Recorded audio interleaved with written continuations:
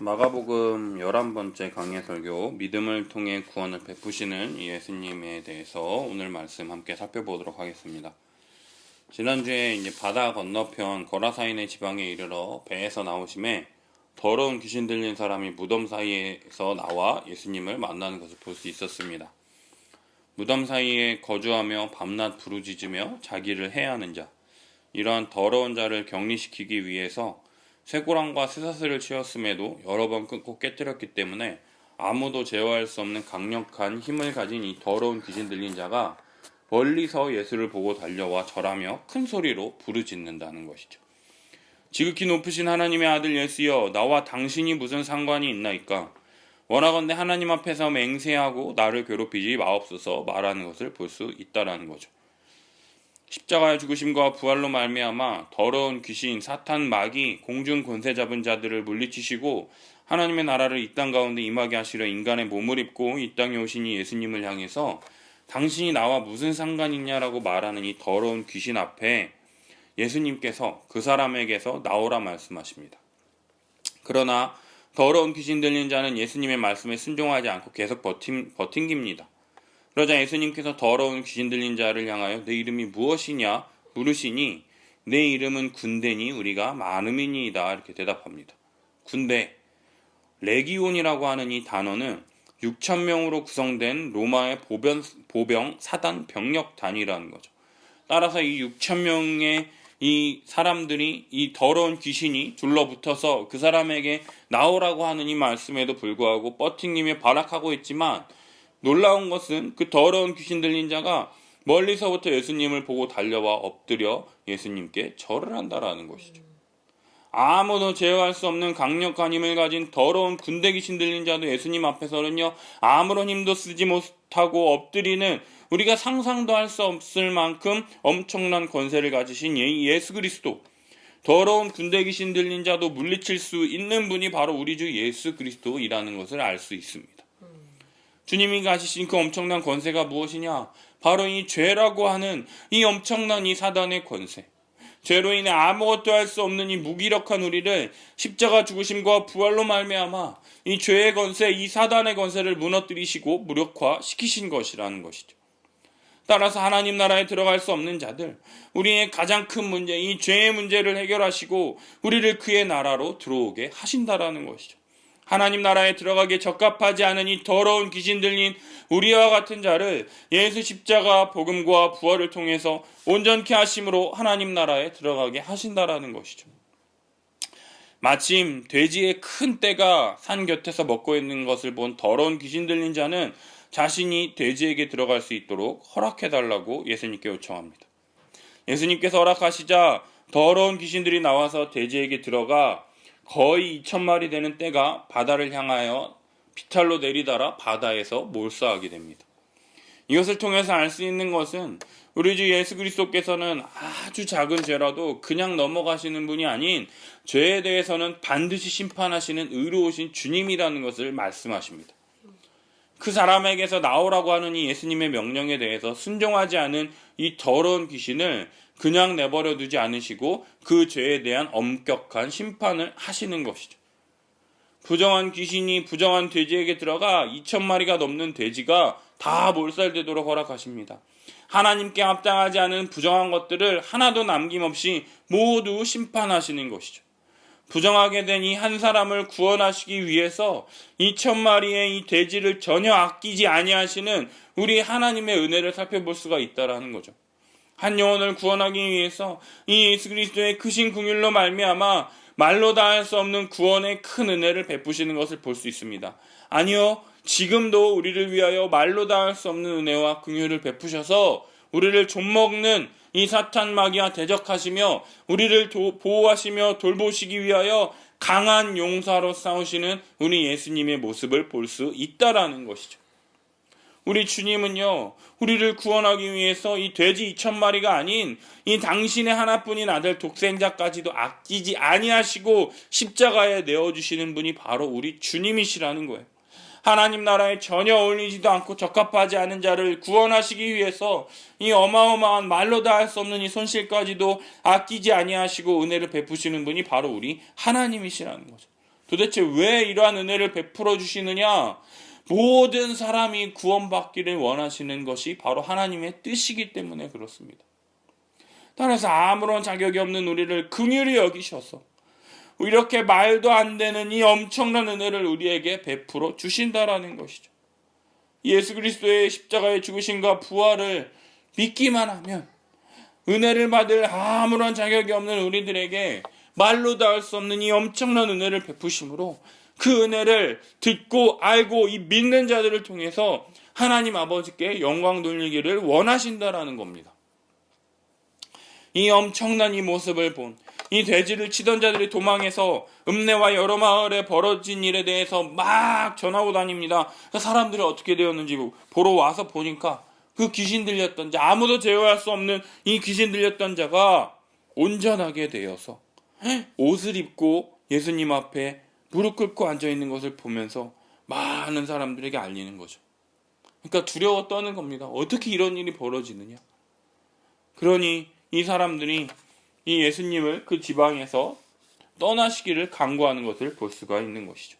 따라서 예수님께서 다시 바다 건너편으로 가시기 위해서 오를 때 그 귀신 들렸던 자가 예수님 앞에 나와서 같이 가도록 허락을 요청합니다. 그러나 예수님 허락하지 않으세요. 주께서 내게 어떻게 큰 일을 행하사 너를 불쌍히 여기신 것을 내 가족에게 알리라라고 합니다. 자신의 힘으로는요 도저히 어떻게 할 수 없었고 아무런 힘도 없이 무기력하게 그냥 사탄의 권세 아래서 당하고 있을 수밖에 없었던 자에게 이 예수 그리스도의 능력으로 말미암아 말도 안 되는 일이 벌어졌잖아요. 온전케 되었잖아요. 그 돼지들을 다 죽이셨잖아요. 더러운 귀신들을 다 죽이셨지 않습니까? 이 일을 경험한 자는요 가만히 있을 수가 없는 거예요. 정말로 예수님께서 너에게 펼쳐진 이 하나님의 은혜를 막 너의 가족에게 전하라라고 했을 때 10개의 도시로 구성된 이 데카볼리를 돌아다니며 자신에게 일어난 이 큰 일 또 증거하는 것을 볼 수 있다라는 거죠. 이것이 바로 예수 그리스도를 참되게 믿는 자들에게 펼쳐진 일이라는 거죠. 우리는 한번 생각해 봐야 돼요. 정말로 예수를 믿음으로 우리에게 펼쳐진 일들을 정말로 많은 사람들에게 증거하고 있는가? 신천지 보십시오. 정말로 저 가짜 진리, 정말로 저 죽을 수밖에 없는 저런 건 14만 4천에 들어서 자기네들은 죽지 않고 영생할 것이다라고 하는 그 말도 안 되는 그 가짜 진리를 가지고도 많은 사람들을 현혹하고 믿게 하고 전도하고 그러는 건 오히려 우리가 본받아야 돼요. 왜 우리는 진짜를 가졌음에도 불구하고 왜 그렇게 하지 못하냐라는 것이죠. 참 우리가 정말로 복음을 가지고 있는지, 나에게 정말로 복음이 얼마나 가치가 있는지, 정말로 얼마나 내가 은혜를 받을 만한 자인지를 한번 생각해보고 그러한 자격이 없는 나를 구원하시고 이 하나님 나라로 들어가게 하셔서 이 믿음 가운데 정말 예수 그리스도의 풍성한 모든 것으로 나누게 하시느냐, 그것을 점검할 필요가 있다라는 것이죠. 그렇다면 오늘 계속해서 말씀을 통해서 어떤 은혜를 주시려고 하는지 계속해서 우리가 함께 살펴봤으면 좋겠습니다. 이제 예수님께서 배를 타시고 다시 맞은편으로 건너가십니다.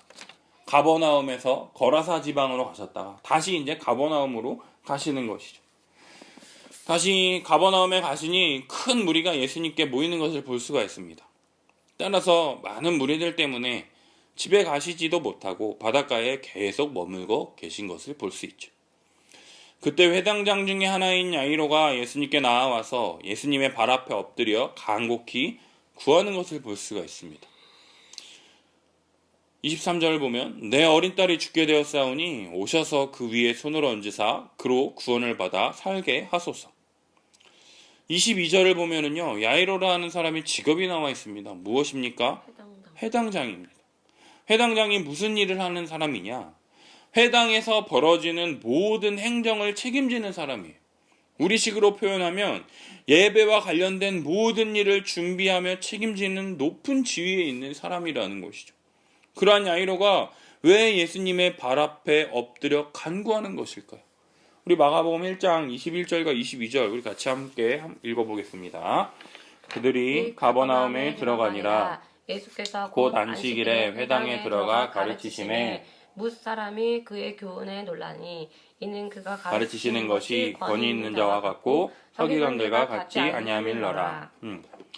예수님께서 안식일에 회당에서 말씀을 가르치셨기 때문에 회당장인 야이로는 예수님의 가르침을 들었을 것입니다. 많은 사람들이 예수님의 가르침을 듣고 그의 가르침이 서기관과 같지 않고 권위가 있다라는 것을 야이로 또한 알고 느꼈다라는 것이죠. 그렇다 치더라도, 아무리 그렇다 치더라도 회당장인 이 야이로가 예수님의 발 앞에 엎드리다니. 우리 마가복음 3장 6절 한번 읽어볼까요? 바리새인들이 나가서 곧 헤롯 당과 함께 어떻게 하여 예수를 죽일까 의논하니라. 바리새인들은 예수님의 가르침과 그 내용에는 상관없이요, 자신들의 권위를 짓밟는 예수를 죽이기 위해서요, 자신들과 도저히 섞일 수 없는 물과 기름과 같은 이 헤롯 당과도 함께 힘을 합하는 모습을 볼 수가 있다라는 거죠. 따라서 이런 상황에서 회당장인 야이로가 예수님의 발 앞에 엎드렸다라는 것은요, 바리새인들로부터 배신자라고 하는 소리를 들을 수 있는, 그동안 자신이 가진 모든 사회적 지위와 권리 모두를 다 내려놓을 수밖에 없는, 아니 그러한 것을 내려놓지 않고서는 절대로 할 수 없는 그러한 행위라고 볼 수 있다라는 거예요. 회당장 또한 바리새인이기 때문에 그래요. 그러겠죠. 예수님의 발 앞에 엎드린 그 야이로가 예수님께 간구하는 내용이 무엇인지 아세요? 내 어린 딸이 죽게 되었사오니 오셔서 그 위에 손을 얹으사 그로 구원을 받아 살게 하소서. 야이로가 자신의 모든 것을 다 내려놓고 예수님께 엎드려 간구하는 내용이 무엇이냐? 자신의 어린 딸을 살려달라는 것입니다. 야이로가 자신의 모든 것을 다 내려놓고 예수님의 발 앞에 엎드릴 정도로 정말 많이 사랑했던 딸이었던 것 같아요.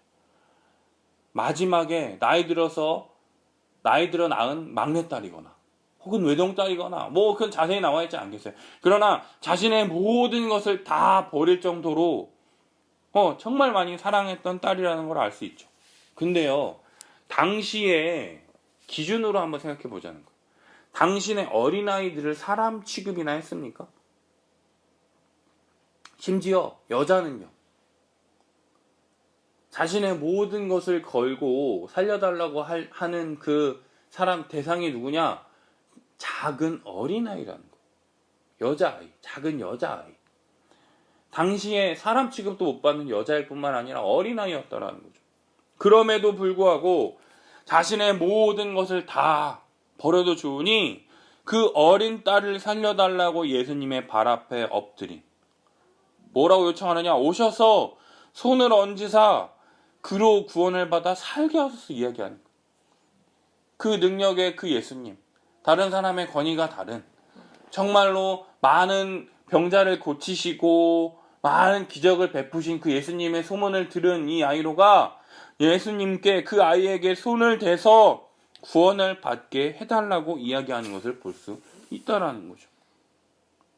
안식일에 들었던 이 예수님의 가르침이 다른 사람들과는 다를 뿐만 아니라 정말로 많은 사람들이 고치셨다라고 하는 이 소문을 들었을 때 이 문제를 해결하실 수 있는 분이 오직 예수님이라는 것을 믿었기 때문에 예수님께 나와 무릎을 꿇고 간청할 수 있었다라는 것이죠. 사랑하는 딸의 죽음 앞에서 회당장이건 바리새인이건 나의 권위와 명예는 아무것도 소용이 없고 오직 예수님만이 유일한 소망이다라는 것을 깨달았다라는 것. 따라서 야이로의 이러한 이 간청에 예수님께서 함께 그의 집으로 향하신다라는 것을 오늘 본문은 이야기하고 있습니다.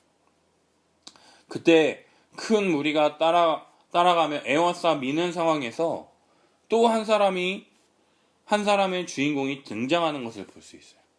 25절, 12해를 혈루증으로 알아온 한 여자가 등장합니다. 12년간 혈루병으로 고생하는 이 여인. 혈루병이 무엇이냐? 대부분의 학자들이요, 자궁 내벽에 문제가 생겨서 하혈을 계속하는 것으로 규정하는데요. 유대인들에게 있어서 이 혈루병이 어떠한 병으로 여겨지는지 다 함께 우리 레위기의 말씀을 함께 읽어보겠습니다. 레위기 말씀이 있습니다. 만일 여인의 피의 유출이 그의 불결기가 아닌데도 여러 날이 간다든지 그 유출이 그의 불결기를 지나도 계속되며 그 부정을 유출하는 모든 날 동안은 그 불결한 때와 같이 부정한즉 그의 유출이 있는 모든 날 동안에 그가 눕는 침상은 그에게 불결한 때의 침상과 같고 그가 앉는 모든 자리도 부정함이 불결한 때의 부정과 같으니 그것들을 만지는 자는 다 부정한즉 그의 옷을 빨고 물로 몸을 씻을 것이며 저녁까지 부정할 것이요 그의 유출이 그치면 이래를 센 후에야 정하리니. 유대인들에게 피는 생명이기 때문에 피는 생명이에요. 생명으로 대신 죽음으로 값을 치른다라는 것이잖아요. 피를 뿌린다라는 게. 피는 생명이기 때문에 피가 외부로 유출된다라는 것은요, 죽음을 의미하는 거예요. 따라서 피를 흘리는 자는 살아있으나 죽은 자로 여겨서요, 더럽고 불결한 자, 그녀와 함께 접촉하거나 심지어 그녀가 누웠던 자리나 그녀가 앉았던 의자에 앉거나 할 경우에는 부정하게 되어서 목욕을 하고 의복을 빨아야 했다라는 거예요. 따라서 혈루병에 걸린 자는요, 불결을 몸에 지니고 다니는 사람. 부정한 자로서 지금 코로나 때문에 외국에서 한국인 비행기도 못 들어오게 하고 막 추방시키잖아요. 그런 것처럼 벌레 보듯이 하는 것처럼 사회에서 추방당하고 격리됐을 뿐만 아니라 부정하게 여겨짐을 통해서 거룩한 성전 안에조차 들어갈 수 없었어요. 성전에조차 들어갈 수 없었어요. 따라서 이 정결법에 따라서요, 일상생활에서도 사회적으로도 소외받게 될 수 없었다라는 것이죠. 따라서 말씀을 듣거나 기도를 할 수 없었으며 절기나 제사에 참여하지 못하는 것은 당연한 것이었죠. 그러한 이 혈류병에 걸린 여자가 12년 동안 겪은 고통에 대해서 마가는 자세하게 기록하고 있다는 거죠. 26절, 많은 의사에게 괴로움을 받았다고 이야기합니다. 하루 이틀도 아니고요, 12년 동안 계속 피가 멈추지 않아서 일상생활조차 편하지 않았을 이 여인. 우리가 하루 여자들 그 마법에 걸린 날만 하더라도 피가 새지는 않았는지, 계속 바지에 묻지는 않았는지, 계속 화장실 들락날락하고 계속 그 라이너 교체하고 막 이렇게 하잖아요. 근데 이 당시 생각해보세요. 그 라이너가 있었겠습니까? 그것도 하루 이틀도 아니고 12년 동안 계속 이 피를 흘린다고 하세요. 그 여인이 지나가는, 저 여자 유출병 있는 여자다, 더러워 하면서 막 사람들이 피하고, 그죠? 옷 갈아입고, 그러니까 밖에 나돌아다니지를 못하겠죠. 그러니까 사회적으로 이렇게 부정한 자라고 하는 이 편견에 갇혀서 그냥 아무것도 할 수 없는 이 부정한 여자라는 이 편견에 갇혀서 이 고통받는 이 여인. 가장 무서운 건 나 혼자서 이 질병 때문에 힘든데 사람들의 그 손가락질과 그 비난이 얼마나 이 마음이 아팠겠어요. 그래서 이 여인이요, 이 병을 낫게 하고자 여러 의사들을 찾아갔겠죠. 여러 의사들을 찾아갔더니 돈이 얼마가 든다 할지라도 내가 이것이 낫기만 한다면 그 여자는 못할 게 없겠죠. 그러니까 돈을 많이 들여서라도 많은 의사들이 추천하는 약을 먹어보기도 하고, 또 이런 운동을 해보라고 하기도 하고, 이것을 해보라고 하기도 하고, 말도 안 되는 것들 심지어 미신이라든가 이런 귀신 들려서 그렇다 애군을 쫓아야 된다 하면서 굿하고 사람들이 이러는 것처럼, 또 아니면은 또 귀신 들렸으니 용하다는 목사한테 찾아가서 축기한다고 두드러 맞고, 그죠? 그랬는데도 이 여인이 돈은 돈대로 다 허비하고, 가진 것을 다 허비하고, 아무런 효험도 없고, 오히려 혈류병이 더 중하여지던 차예요. 12년 동안 가진 거 다 쏟아부었어요. 그것도 괜찮아. 가진 거 없어 괜찮아. 근데 피가 더 많이 흘려서 더 이제는 자기 혼자 어떻게 감당할 수 없는 이 차에 예수님에 대한 소문을 듣게 된다라는 것이죠. 지금까지 살폈던 이 마가복음 1장부터 더러운 귀신 들린 자를 내쫓으시고, 나병 환자를 고치시고, 중풍병자를 고치신 이 예수님이라는 이 소문을 듣고 이 여인이 가졌던 생각이 뭐냐? 그의 옷에만 손을 대어도 구원을 받으리라 생각해서 그녀의 이 마지막 희망, 예수님이라면 나의 이 혈류병을 고치실 수 있지 않을까 하는 이 작은 믿음, 이 겨자씨만한 이 작은 믿음을 갖고 많은 무리들 가운데 끼어서 예수님의 뒤에 와서 예수님의 옷에 손을 댑니다. 그러자 어떤 일이 벌어지느냐? 29절. 이에 그의 혈류 근원이 곧 마름에 병이 나은 줄 몸에 깨닫게 됩니다. 참 놀랍지 않습니까? 12년간 이 혈류병 때문에 고통받던 이 여인이요, 예수님의 옷자락에 손만 갖다 대었을 뿐인데 혈류의 근원이 마름을 통해서 병이 나은 줄 깨닫게 됩니다. 그렇겠죠. 12년간 피가 계속 흐르는데 피가 흐르질 않는 걸 내 몸이 느낄 수 있잖아요. 이 12년간 이 혈류병 때문에 고통받았던 여인이요, 손만 갖다 대었을 뿐인데 피가 마르는 것을 보면서요, 이 여인이 얼마나 놀랐을까요? 정말로 소문으로만 들었던 나병 환자, 귀신 들린 자, 중풍병자를 고치신 이 예수님께서 나를 고치셨구나. 속으로 얼마나 기뻐하며 좋아했을지 저는 상상이 잘 안 돼요. 그런데 그때 30절, 예수께서 그 능력이 자기에게서 나간 줄을 곧 스스로 아시고 무리 가운데 돌이켜 말씀하십니다. 누가 내 옷에 손을 대었느냐? 31절. 그러자 제자들이 무리가 이렇게 많이 에워싸서 미는데 누가 손을 대었다라고 지금 하십니까? 반문하고 있어요. 그러나 예수님께서는요, 그 능력이 자기에게서 나간 것을 아셨기 때문에, 여인이 알았던 것처럼 예수님도 자신의 능력이 나간 것을 아셨기 때문에 이러한 일을 행한 여자를 보려고 둘러보시니 32절, 여자가 자기에게 이루어진 일을 알고 두려워하며 떨며 와서 그 앞에 엎드려 모든 사실을 여쭈게 됩니다. 여인은 그냥 모른 척하고 빨리 눈치 보면서 슬금슬금 그 자리를 빠져나갈 수 있었을 텐데 왜 두려워하며 떨며 예수님 앞에 엎드려 이 모든 사실을 여쭈는 것일까요? 혈루병 걸린 여인을 다시 한번 생각해 보자라는 거예요. 혈루병 걸린 여인은요, 부정환자예요. 부정환자로서 사람들과 분리된 이 자가격리를 철저하게 지켜야 하는 자잖아요.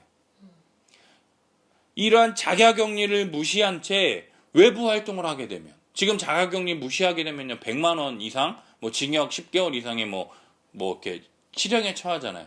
자세하진 않지만 그렇게 하잖아요. 자가격리 어기게 되면. 그것처럼 이 많은 사람들을 이 부정하게 할 수 있기 때문에 많은 사람들이 있는 곳에는 접근하는 것이 허용되지 않았어요. 그런데요, 이 여인은요, 예수님의 옷자락을 만지면 낫겠다라고 하는 그 신념 하나로 이러한 자가격리를 어긴 채 예수님의 옷자락을 만지기 위해 나아온 것이라는 것이죠. 그러나 그러한 욕심으로 인해서 예수님을 따르기 위해 수많은 사람들이 에워싸 미는 상황 속에서 정결법에 따라서 이 여인과 접촉한 사람들은 어떻게 되겠어요? 사람들이 막 밀어서 출퇴근길에 지하철 탔을 때 가만히 있어도 들어가고 가만히 있어도 나가는 것처럼 이 수많은 사람들이 에워싸 미는 상황 속에서 그 여인과 접촉한 사람들은 어떻게 되겠습니까? 또 심지어 예수님의 옷에 손을 대었으니 예수님은 어떻게 되겠습니까? 따라서 이 여인은요, 슈퍼 전파자라고 불릴 만큼 어찌하여 자가격리를 하지 않고 왜 수많은 사람들에게 와서 이렇게 부정함을 퍼뜨리느냐고, 예수님께서 심하게 호통을 치시며 벌하실 것이라는 이 생각에 벌벌 떨며 자신에게 벌어진 이 사실에 대해서 이야기하며 아랠 수밖에 없다라는 것이죠. 내가 이렇게 해서 이렇게 했으니 나를 좀 살려주십시오 라고 호소할 수밖에 없었다라는 것이죠. 그런데 그 여인의 말을 다 들으신 예수님께서 뭐라 하시느냐? 34절. 딸아, 내 믿음이 너를 구원하였으니 평안히 가라. 내 병에서 놓여 건강할지어다 말씀하십니다. 예수님께 혼나야 돼요. 그죠? 처벌받아야 돼요. 그런데 예수님께서 하시는 말씀이 뭐냐? 내 믿음이 너를 구원하였으니 평안히 가라. 내 병에서 놓여 건강할지어다 말씀하신다는 거. 이제는 너를 12년간 괴롭게 했던 이 혈류병으로부터 자유케 되어서 이제는 건강해져서 너의 모든 부정함과 불결함과 다 많은 사람들의 손가락질로부터 따가운 은총으로부터 이제 벗어나서 네 마음에 있는 모든 병과 모든 네 병, 마음의 병과 너의 육체적인 병과 너의 모든 것에서부터 벗어나서 건강할지어다. 이제는 다 치유되어서 예수 그리스도께서 인정하시는 너의 그 믿음, 그 믿음으로 말미암은 새로운 생명을 주셔서 이제는 자유하게 되는 인생을 살 수 있는 은혜를 주셨다라는 것이죠. 예수님께서 누가 내 옷에 손을 대었느냐 굳이 이렇게 찾으시는 이유가 뭘까요? 예수님이 정말로 누가 자신의 옷에 손을 댔는지 모르셔서 이렇게 찾으시는 걸까요? 마가복음 2장에 보면은요, 서기관들이요, 마음에 생각하는 것. 죄를 사한다라고 하는 그 말씀에 서기관들이 마음에 생각하는 것을 아시고 많은 사람들 앞에서 말씀하시잖아요. 죄를 사하는 것이 쉽느냐, 자리를 들고 일어나 걸어가라는 것이 쉽느냐. 그죠? 마음에 생각하는 것까지도 아시고 그러한 말씀과 기적을 보이신 이 예수님께서요, 12회를 혈루병으로 고생하는 여인이 자신의 옷에 손댄 것을 모르고 누가 만졌느냐 이렇게 찾으셨겠냐라는 거예요. 30절을 보면은요, 그 능력이 자기에게서 나간 줄을 곧 스스로 아시고, 그죠? 설사 누가 만졌는지는 모르셨다 할지라도요, 예수님께서 누가 자신을 만졌는지 찾으셨다라는 거는요, 이러한 행위를 드러내기를 원하셨다라는 것을 알 수가 있다라는 거예요. 왜 예수님의 옷에 손을 대었는지를 드러내기를 원하셨다라는 거예요. 사랑하는 여러분, 예수님은요, 믿음이 아닌 것들은 철저하게 감추시고 경계하세요. 그죠? 그러나 믿음으로 행한 것에 대해서는요, 빛이 어둠 가운데 훤히 드러나는 것처럼 밝히 드러내시는 분이 바로 우리 예수님이라는 거예요. 이 12회를 혈루병으로 고생하는 이 그녀의 마지막 희망, 예수님만이 자신의 혈루병을 고치실 수 있는 유일한 분이라고 하는 이 믿음, 예수님의 옷자락에 손만 대어도 구원을 얻을 것이라고 하는 그 생각, 따라서 예수님의 옷에 손을 댄 결과 그러한 믿음에 대해서 예수님께서 응답해 주셨다라는 거예요. 손바닥도 마주쳐야 소리가 나는 것처럼 그러한 믿음으로 행동했을 때 예수님께서 그녀의 혈류병을 치유해 주셨다라는 것이죠. 여기에서 중요한 것은요, 예수님의 옷에 손을 댄 그 행위로 말미암아서 나음을 입은 것이 아니라요, 예수님만이 자신을 고치실 수 있다는 그 믿음, 그 믿음으로부터 출발했다라는 거죠. 예수님이 아니라면 더 이상 아무런 소망이 없다는 그 마지막 희망, 그 믿음에 대해서 예수님께서 나음을 입게 하시는 응답을 해 주신 것이라는 거예요. 따라서 많은 사람들 앞에서 여인의 입술을 통해서 그녀의 믿음이 만천하에 드러난 결과, 그녀가 많은 사람들 앞에서 제가 이렇게 해서 12회를 혈류병을 고생하고 있었는데 예수님의 이야기를 듣고 예수님의 손에 옷자락만 대도 내가 나음을 이을 수 있겠다라는 그 생각으로 예수님의 옷에 손을 댔습니다 라고 하는 것이 많은 사람들에게 그녀의 입술을 통해서 펼쳐진 결과, 따라 내 믿음이 너를 구원하였으니 평안히 가라 라고 말씀하게 된다라는 것이죠. 예수님께 심판받을까 두려워 떨며 엎드려 모든 것을 상세히 여쭈었던 여인에게요, 구원을 선포해 주신다라는 거죠. 12년 동안 이 혈류병으로 인해서 고통받으며 많은 의사들에게 괴로움을 받았으며 가진 것도 다 허비했음에도 불구하고 아무런 효험도 없고 도리어 더 중하여던 차에 아무것도 기대할 수 없으며 정말 절망감에서 저 멀리서 비치는 그 희미한 빛, 한 줄기 빛에 의지해서 그 신락 같은 희망을 잡으려 하는 그녀의 모습이 바로 우리들의 모습이라는 거예요. 바로 내 모습이라는 거예요. 하나님 나라에 들어가기에 적합하지 않은 이 더럽고 풀결하고 피 흘리는 살아있으나 죽은 자와 같은 모습이 바로 우리들의 모습이라는 거죠. 이러한 아무런 자격이 없는 자, 정말로 아무도 돌보지 않는 자에게 찾아오셔서 우리를 하나님의 이 말로 다 할 수 없는 이 엄청나게 이 놀라운 예수 십자가의 죽으심과 부활이라는 것을 그 은혜로 말미암아서 이것을 믿는 자들에게 하나님의 나라 천국에 들어갈 수 있는 은혜를 우리에게 열어 주셨다라는 것이죠.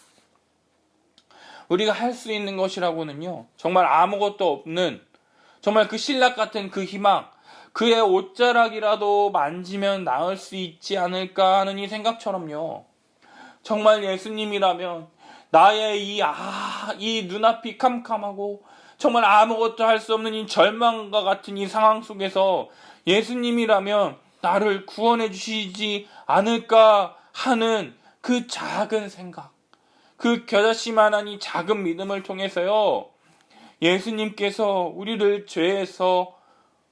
죄를 위해서 십자가에 죽으시고 사흘 만에 부활하셨다라는 것을 믿는 이 작은 믿음, 그 믿음을 통해서요, 우리를 하나님 나라에 들어가 살 수 있는 자로 여겨주셨을 뿐만 아니라 우리의 그 작은 생각, 그 작은 믿음을 통해서 우리를 의롭다 여겨주실 뿐만 아니라 그 의로움을 통해서 이전에 아담 안에 속했던 자에서 이제는 예수 그리스도 안에 있는 자로 말미암아 우리를 변화시키심을 통해서 이제는 예전에는 죄에 무기력하게 그냥 그 죄의 권세 아래서 눌려 있을 수밖에 없어 아무것도 할 수 없었던 자에서 이제는 그리스도 안에 있는 자로서 정말로 이제는 죄와 싸워 이길 수 있는 자, 이제는 죄와 대적할 수 있고 정말 하나님이 원하시는 것이 무엇인지를 알며 그 하나님의 뜻에 순종하기 위해서 싸울 수 있는 그러한 은혜가 우리들 가운데 주어지게 되었다라는 거죠. 따라서 우리에게 주신 이 믿음을 통해서 구원을 얻게 하셨을 뿐만 아니라 그 믿음을 많은 사람들 앞에 드러내고 하나님께 영광 돌릴 수 있도록 우리에게 이 엄청난 은혜를 베풀어 주셨다라는 것이죠. 자신의 힘과 능력으로는 도저히 아무것도 할 수가 없어서 마지막으로 붙잡을 수밖에 없었던 것이 바로 그 예수님이었다면 정말로 이 자신의 병을 치유해 줄 수 있지 않을까 하는 그 작은 믿음이 바로 그녀를 온전케 할 수 있었다라는 것이죠. 여기서 우리가 잊지 말아야 될 한 사람, 바로 이 회당장이 야이로가 있습니다. 자신의 딸을 구해달라고 자신의 모든 것을 내팽개치고 무릎 꿇고 요청해서 예수님과 함께 집에 가는 길인데 누가 내 옷을 건드렸느냐 이야기하시며 여인에게 구원을 베푸시는 것을 볼 때 야이로의 마음이 얼마나 타들어갔을까요? 한시가 급한데 지금 빨리 가서 내 딸을 좀 만져주셔야 되는데 지금 이 여자 때문에 지금 자꾸 이렇게 집에 가는 것이 이렇게 지체될 때 야이로의 이 속이 정말 얼마나 두렵고 힘들었겠습니까? 예수님께서 이 혈류병 걸린 여인에게 말씀하실 때 집에 있는 사람들이 야이로에게 와서 이야기합니다. 뭐라 그러느냐? 당신의 딸이 죽었나이다. 어찌하여 선생을 더 괴롭게 하나이까? 이 혈류병 걸린 여인 때문에 빨리 지금이라도 가서 예수님이 만져주셔야 되는데 이 지체되고 있는 사이에 하인들이 와서 이야기하는 거예요. 딸이 죽었대요. 딸 하나 살리기 위해서 다 버리고 무릎 꿇었는데 가고 있는데 딸이 죽었대요. 그 말을 예수님이 들으시고 야이로에게 무슨 말씀을 하시느냐? 두려워하지 말고 믿기만 하라. 야이로의 하인들은요, 예수님에 대해서 율법을 가르치는 선생 정도로 생각한다라는 거예요. 어찌하여 선생을 더 괴롭게 하나이까? 당신 딸이 죽었는데 예수님이 오셔서 더 이상 무엇 할 수 있겠냐라는 거예요. 안 그래도 바쁜 이 예수님인데 이 사람들 때문에 바쁘신데 그냥 예수님 그만 괴롭히고 그냥 돌려보내시죠. 이러한 생각으로 당신 딸이 죽었으니 예수님 더 괴롭게 하지 마십시오. 이렇게 얘기하는 거죠. 그 말을 들으시고 예수님이 뭐라고 말씀하시느냐? 두려워 말고 믿기만 하라는 거예요. 딸 아이가 죽었다는 그 말을 들은 야이로의 마음이 얼마나 무너졌을까요? 아마도 세상이 무너지는 것과 같지 않았을까요? 딸아이 한번 고쳐보겠다고 자신의 모든 것을 걸고 바리새인들로부터 배신자라는 소리를 들을 것까지 모든 것을 다 내려놓고 작정하고 예수님을 찾아가 무릎 꿇고 모시고 가는데 딸아이가 죽었다니요. 아마도 억장이 무너지고 눈앞이 깜깜하고 상상하기조차 힘든 상황 속에서 예수님께서는 하시는 말씀이 무엇이냐? 두려워하지 말고 믿기만 하라는 거예요. 네가 처음에 가졌던 그 믿음, 나에게 무릎 꿇고 나에게 요청했던, 아이에게 손을 대어 구원을 얻게 하소서라고 요청했던 그 믿음을 다시금 붙들라 요청하시는 것이에요. 이 말을 들은 야이로는요, 다른 선택지가 없습니다. 하늘이 무너지는 것과 같은 상황에서 다시금 믿기만 하라는 이 예수님의 요청에요, 다시 믿음으로 반응해서 예수님과 함께 집으로 향합니다. 37절, 베드로와 야고보, 요한에 아무도 따라옴을 허락하지 아니하시는 것을 볼 수 있죠. 예수님에 대한 믿음이 없는 자들, 예수님을 한낱 선생으로 믿는 자들이 따라오는 것을 허락하지 아니하시고요, 야이로와 제자들만 들이시고 야이로의 집으로 향하십니다. 두려워 말고 믿기만 하라, 이 예수님의 말씀을 듣고 집에 도착한 야이로에게요, 38절, 집안에서 들려오는 많은 사람들의 이야기들과 심한 통곡 소리는 다시 한번 그의 믿음을 흔드는 위협적인 요소가 됩니다. 그죠? 아이고, 벌써 12살밖에 안 됐는데 왜 죽는 거야 하면서, 어떻게 죽었대? 정말 죽은 거야? 하면서 막 이런 사람들의 떠드는 소리와 이 통곡 소리를 들었을 때 그 마음이 어떻게 되겠습니까? 그때 예수님께서 하시는 말씀이 무엇이냐? 39절, 너희가 어찌하여 떠들며 우느냐? 이 아이가 죽은 것이 아니라 잔다 말씀하시니 거기 있는 사람들이 비웃는 것을 볼 수가 있습니다. 그곳에 있는 사람들은 비웃지 않을 수가 없었을 거예요. 여자아이가 죽은 것과 자는 것을 구분하지 못하는 바보들이 아니기 때문이죠. 자는 것하고 죽는 것 구별하지 못하는 사람이 있습니까? 이 여자아이는 죽었잖아요. 그러니 비웃을 수밖에 없죠. 죽었는데 잔다니 무슨 또 엉뚱한 소리 하는 거야, 무슨 헛소리 하는 거야, 이런 생각을 할 수밖에 없는 거죠. 따라서 예수님이 어떠한 분이신지 모르는 자들은요, 예수님의 이러한 말씀을 듣고 비웃을 수밖에 없었을 거예요. 그러나 6,000명이 넘는 더러운 군대 귀신 들린 자도 온전케 하시는 예수님, 말씀으로 바람과 바다를 잔잔케 하시는 능력과 권세를 가지신 이 예수님을 믿는 자들은요, 아이가 죽은 것이 아니라 잔다라는 그 말씀을 통해서요, 아이가 죽었을지라도 자는 것으로 변화시킬 수 있는 능력의 예수님이라는 것을 믿을 수 있게 된다라는 것이에요. 따라서 이러한 이러한 믿음이 없는 자들, 예수님의 말씀을 듣고 비웃는 자들을요, 다 내보내신 후에요, 아이의 부모와 또 제자들을 데리시고 아이가 있는 곳에 들어가 아이의 손을 잡고 말씀하십니다. 뭐라고 말씀하시느냐? 달리다 굼, 소녀야 일어나라 말씀하시니 어떠한 일이 벌어지느냐? 41절, 소녀가 일어나 걷는 것을 보게 된다라는 거죠. 12살인 소녀가 일어나 걷는 것을 보게 됩니다. 따라서 사람들이 크게 놀라는 일이 벌어질 수밖에 없다는 거죠. 밖에서 아이고 울고 막 장례 치르기 위해서 들었던 사람들이 크게 놀랄 수밖에 없는 거예요. 왜요? 죽었잖아요. 자신들의 눈으로 확인했잖아요. 죽은 것을 확인했잖아요. 근데 그 아이가 일어나 걸어다니는 것을 보니 놀라지 않을 수가 없는 거죠.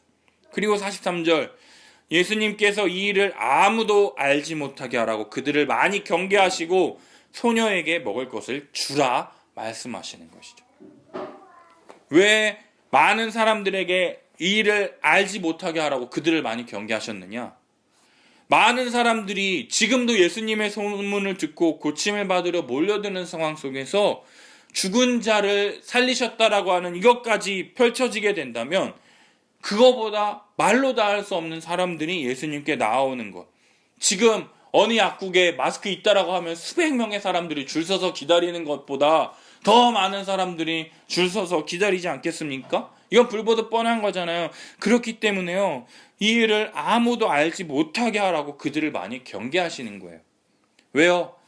믿음이 없이는 이러한 일을 보고도 믿지 못하고 들어도 깨닫지 못하기 때문에, 오직 믿음으로만 이러한 일이 벌어졌다라는 것에 대해서 알 수 있고 믿을 수 있고 깨달을 수 있기 때문에, 믿음이 없이는 이러한 것들을 보더라도 왜곡하고 믿음이 아닌 것들을 계속해서 재생산해내기 때문에 이러한 것들을 경계하시는 것이에요.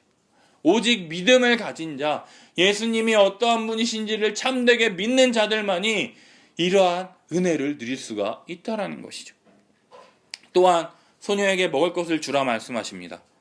먹을 것을 주라는 것은요, 실제로 음식을 먹을 수 있고 마실 수 있는 육체적인 부활로 확실하게 살아났다라는 것을 입증하는 거예요. 귀신이 먹을 수 없잖아요. 육신을 가진 자만이 먹을 수 있는 거잖아요. 그래서 다른 사람들은요, 이 아이가 부활했다라는 것을 다른 걸로 말하지 않았을 거예요. 얘 뭐 먹어? 야, 걔 밥 3공기 먹더라. 야, 걔 물 엄청 많이 마시더라.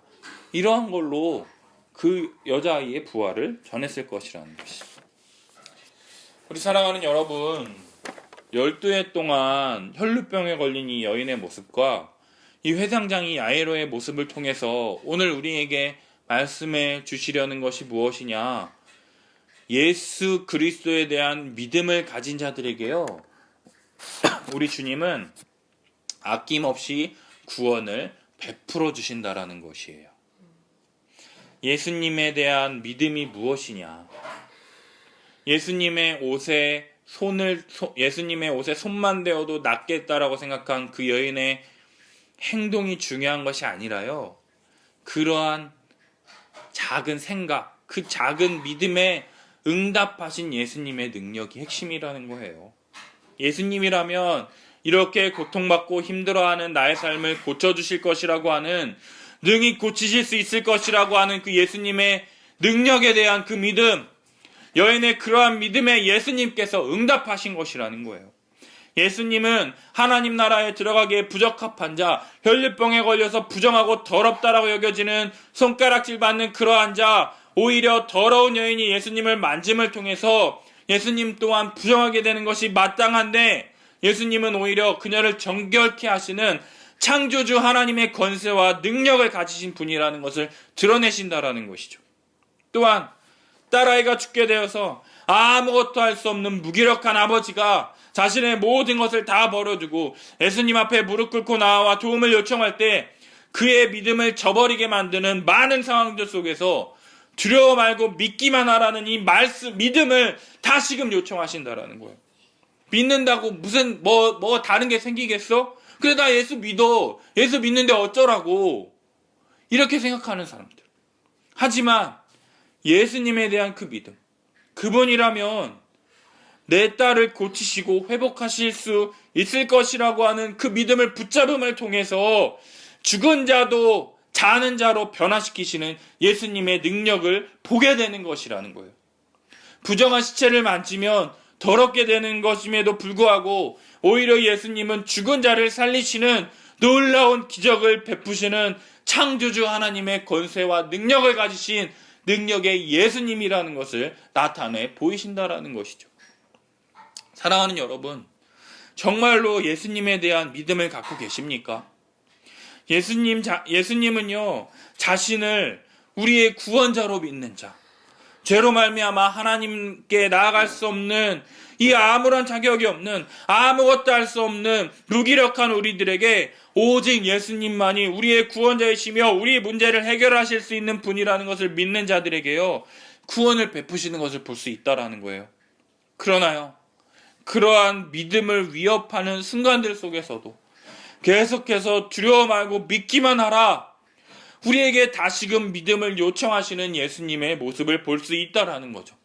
풍랑이 일고 바닷물이 배에 가득 차 가라앉을 것 같은 그 순간 속에서도 예수님과 함께 있다면 우리는 결코 침몰하지 않을 것이다라고 하는 믿음을 가져야 하는 것처럼, 두려워 말고 믿기만 하라는 그 예수님의 말씀을 듣고 다시금 믿음을 붙잡는다면 죽은 딸도 자는 것으로 만드시는 우리 주님의 능력을 경험할 수 있게 된다라는 것이에요. 살다 보면 우리의 믿음을 위협하는 장애물들이 너무나 많은 것을 우리는 시시때때로 경험하지 않습니까? 예수님과 함께라면 나는 절대로 망하지 않는다 믿고 생각하지만요, 1년 동안 개척교회를 했지만 성도 한 사람이 늘지를 않고 오히려 성도들의 믿음이 자라가는 것처럼 보이지 않고 오히려 우리 가족들밖에 예배드리지 못하는 이러한 상황 앞에서 내가 하는 것이 아무런 영향력이 없고 무기력하게 느껴질 때 그만두고 싶고 포기하고 싶을 때가 너무나 많습니다. 이렇게 가다가는 아무것도 안 될 것 같은데 정말 될까? 정말 나를 목회자로 부르신 게 맞는 걸까? 그냥 목회보다는 장사나 할까? 그냥 다른 일이나 한번 해볼까? 그냥 정말 좋은 집사로, 좋은 장로로, 좋은 목사님 밑에서 열심히 섬기는 게 더 주님께 영광 돌리는 거 아닐까? 하면서 믿음을 잃어버릴 때가 참 많다는 것이죠. 그러한 생각에 낙심하고 있을 때 이번 주 수요일에 한 권사님으로부터 문자가 왔어요. 시편 62편 말씀을 보내주시더라고요. 나의 영혼아 잠잠히 하나님만 바라라. 물은 나의 소망이 그로부터 나오는도다. 오직 그만이 나의 반석이시요 나의 구원이시요 나의 요새이시니 내가 흔들리지 아니하리로다. 나의 구원과 영광이 하나님께 있으며 나의 힘의 반석과 피난처도 하나님께 있도다. 백성들아 시시로 그를 의지하고 그의 앞에 마음을 토하라. 하나님은 우리의 피난처시로다. 셀라. 이 시편 말씀을 읽으면서 참 감사했어요.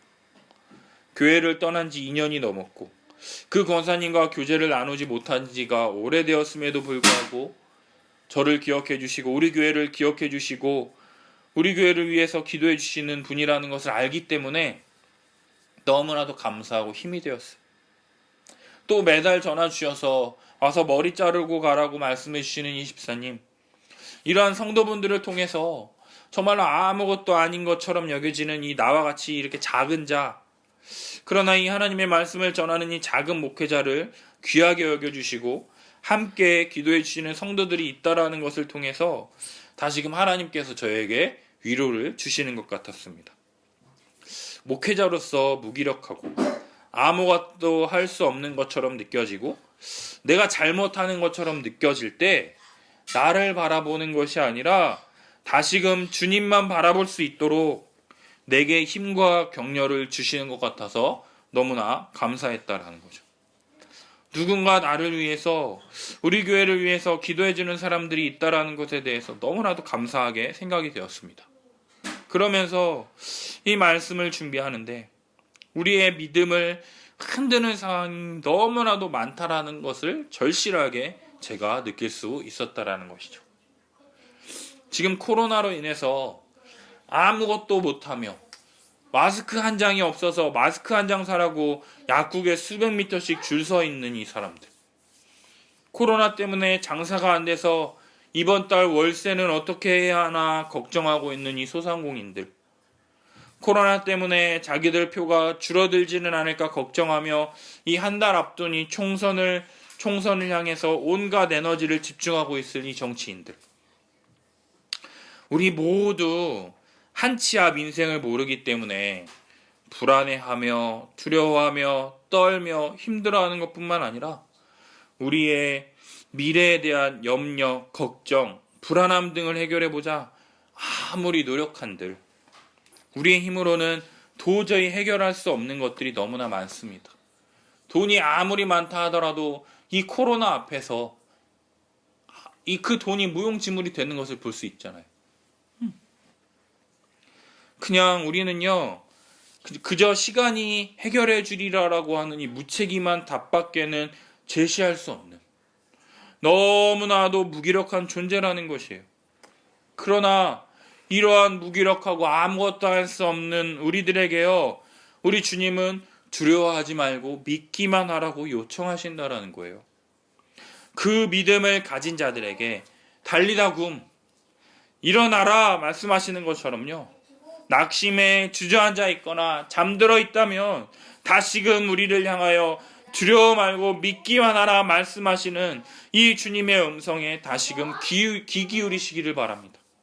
달리다 굼, 기철아 일어나라, 인경아 일어나라 말씀하시는 그분의 음성에 믿음으로 반응하며 나아가는 우리 함께하는 교회 성도들이 되기를 예수님의 이름으로 축복합니다.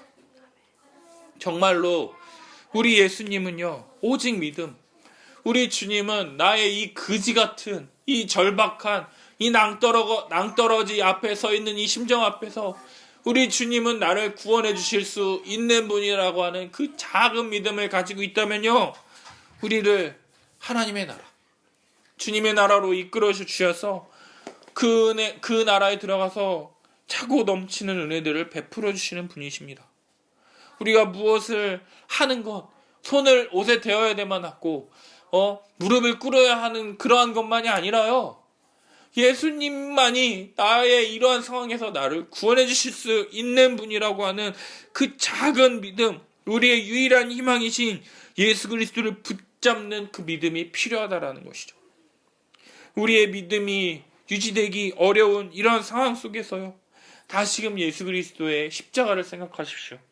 그 십자가를 붙잡을 때 그 십자가가 나를 새롭게 하고 나를 변화시키며 나를 일으켜 다시금 주님 나라에 합당한 삶을 살 수 있게 만드는 유일한 원동력이라는 것을 알므로 다시금 예수 십자가에 엎드리는 우리들이 되었으면 좋겠어요.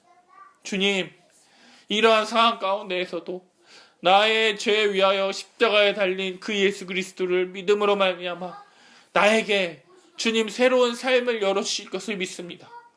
지금 이 상황을 보면 너무나도 죽을 것 같고 괴롭지만 이러한 믿음을 통해서 때가 지나면 주님께서 많은 열매를 자라게 하실 것을 믿습니다.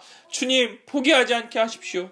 낙심하지 않게 하십시오. 주저앉지 않게 하십시오. 주여 나를 구원하여 주시옵소서 라고 말하며 함께 기도하는 우리가 되었으면 좋겠습니다. 기도하며 나아가겠습니다. 주여.